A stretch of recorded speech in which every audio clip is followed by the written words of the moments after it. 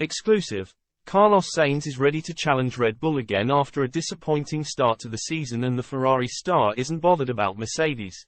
Carlos Sainz had every reason to feel downhearted as he made his way to London less than 24 hours after the British Grand Prix. But as the Ferrari driver walks through the door of a quaint restaurant in the middle of Soho, there is no hint of disappointment or glumness painted across his face.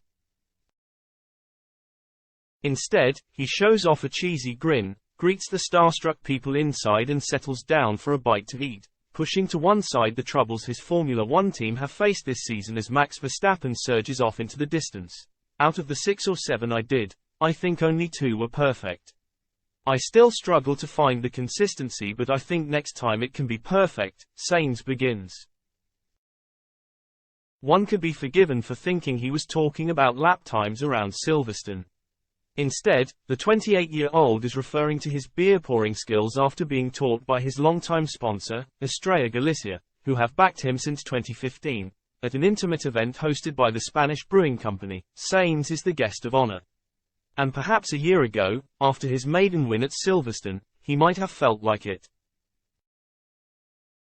But the Italian team's latest struggle on the track only underlined the gulf between themselves and Red Bull, leaving them with much work to do for the remaining 13 races of the season.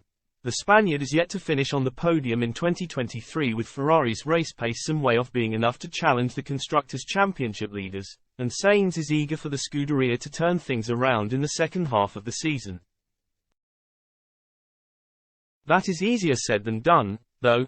At the British Grand Prix 6 days ago, Ferrari scored only 3 points as Leclerc came home in 9th, with Sainz in behind in 10th place.